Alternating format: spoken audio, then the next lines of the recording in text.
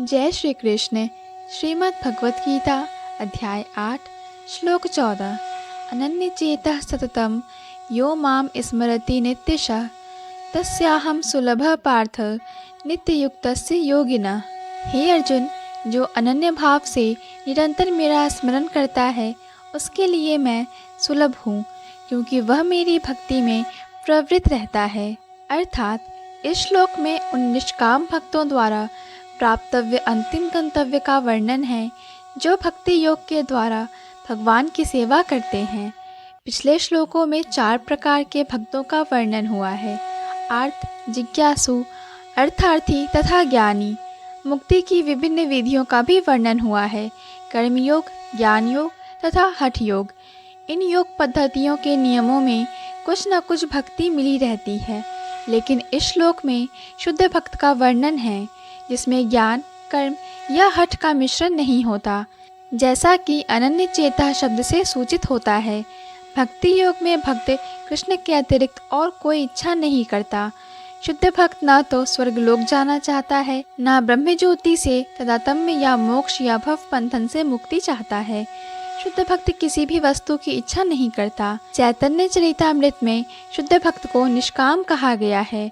उसे ही पूर्ण शांति का लाभ होता है, उन्हें नहीं जो स्वार्थ में लगे रहते हैं। एक और जहाँ ज्ञान योगी, कर्म योगी या हठ योगी का अपना अपना स्वार्थ रहता है, वहीं पूर्ण भक्त में भगवान को प्रसन्न करने के अतिरिक्त अन्य कोई इच्छा नहीं होती। अतः भगवान कहते हैं कि जो एक निष्ठ भाव से उनकी भक्ति में लगा रहता है उसे वे सरलता से प्राप्त होते हैं। शुद्ध भक्त सदैव कृष्ण के विभिन्न रूपों में से किसी एक की भक्ति में लगा रहता है। ऐसे भक्त को उन अनेक समस्याओं का सामना नहीं करना पड़ता जो अन्य योग के अभ्यासकर्ताओं को झेलनी पड़ती है। भक्ति योग अत्यंत सरल, शुद्ध तथा सुगम है। इसका शुभारंभ हरे कृष्ण जप से किया जा सकता है। भगवान सबों पर कृपालु हैं, किंतु जैसा कि पहले कहा जा चुका है, जो अनन्य भाव से उनकी सेवा करते हैं वे उनके ऊपर विशेष कृपालु रहते हैं। भगवान ऐसे भक्तों की सहायता अनेक प्रकार से करते हैं, जैसा कि वेदों में कहा गया है, यमे वैश वृणुते तेन लभ्य तस्यैष आत्मा विवृणुते तनु स्वाम। जिसने पूरी तरह से भगवान की शरण ले ली है और जो उनकी भक्ति में लगा हुआ है वही भगवान को यथारूप में समझ सकता है। तथा गीता में भी कहा गया है, नदामि बुद्धि योगम तम। ऐसे भक्त को भगवान पर्याप्त बुद्धि प्रदान करते हैं जिससे वह उन्हें भगवत धाम में प्राप्त कर सके।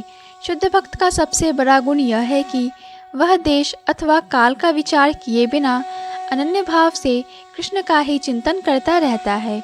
उसको किसी तरह का व्यवधान नहीं होना चाहिए। उसे कहीं भी और किसी भी समय अपना सेवा कार्य करते रहने में समर्थ होना चाहिए। कुछ लोगों का कहना है कि भक्तों को वृंदावन जैसे पवित्र स्थानों में या किसी पवित्र नगर में जहाँ भगवान रह चुके हैं रहना चाहिए, किंतु शुद्ध भक्त कहीं भी रहकर अपनी भक्ति से वृंदावन जैसा वातावरण उत्पन्न कर सकता है। श्री अद्वैत ने चैतन्य महाप्रभु से कहा था, आप जहाँ भी हैं हे प्रभु वही वृंदावन है। जैसा कि सततम तथा नित्यशः शब्दों से सूचित होता है, शुद्ध भक्त निरंतर कृष्ण का स्मरण करते हैं और उन्हीं का ध्यान करते हैं। ये शुद्ध भक्त के गुण हैं जिनके लिए भगवान सहज सुलभ हैं।